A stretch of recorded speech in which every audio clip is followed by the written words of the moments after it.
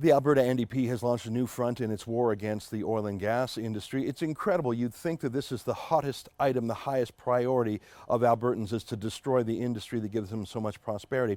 Not a lot of movement on healthcare or education or building roads and bridges or getting rid of the deficit. No, all they have done in the last 6 weeks is attack the oil sands. Number one, they hiked up corporate taxes by 20%. Number two, they've announced they're going to have a new high income tax on personal tax.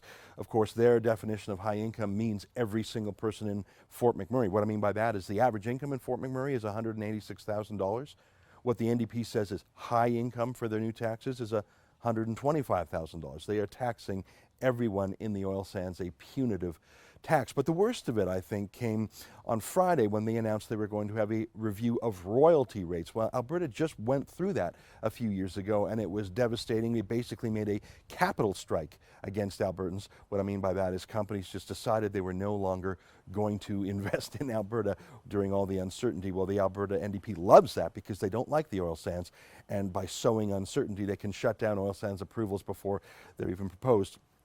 Here is the man who they appointed to chair this royalty review. His name is Dave Mowat. Now, he's a banker, which is a big step forward from the anti-oil sands lobbyists that the Alberta NDP has been stuffing their staff positions with. But who is this Dave Mowat? Is he a regular banker? Well, he does run a bank. He used to run Van City in Vancouver, and now he's with the Alberta Treasury branches. But listen to what he has to say about oil and gas. He's a crackpot. Here's an interview he did with, here's a story the Globe and Mail did about him a few years back. He loved the movie An Inconvenient Truth by Al Gore, the global warming fear-mongering movie, so much that he jetted down to Nashville, Tennessee for a special conference, a seminar led by Al Gore on how to train other people to give the same doomsday speech as Al Gore did. Now, it was full of airheaded celebrities like Cameron Diaz and other stargazers. The biggest stargazer, of course, was Dave Mowat himself. So let me say that again. Dave Mowat went from Canada down to Nashville for a retreat, a seminar led by Al Gore on how to indoctrinate other people in his cult of global warming fear-mongering. Let me say a few of the things that Dave Mowat came back to Canada to preach about. Here's some things he said. He said, "It's happening right now.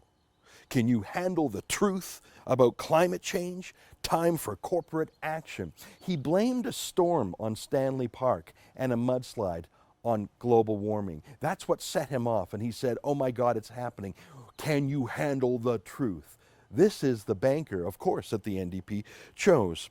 He says that there's so much despair. I mean, this is obviously a psychological issue with him, that many people, perhaps himself, actually say this. Let me quote Dave Mowat again. "We want to go and slit our wrists on the whole thing and get it over with." He's actually saying that this is such a psychological problem for him and for others that they are suicidal. And his form of therapy is to sock it to oil and gas. He says, "We have the ability to solve what seems a great unsolvable problem." So he says, hey people, don't slit your wrists about this doomsday scenario. We can tackle climate change by tackling carbon dioxide. I tell you all this because the NDP has found in Dave Mowat someone whose business card says banker, but whose heart belongs to Al Gore. He's an anti-carbon, anti-oil and gas cult member who actually went to a training session with other Hollywood celebrities on how to demonize the industry. Hey, do you think he's already made up his mind about the oil sands royalty review? Yeah, me too. For TheRebel.media, I'm Ezra Levant.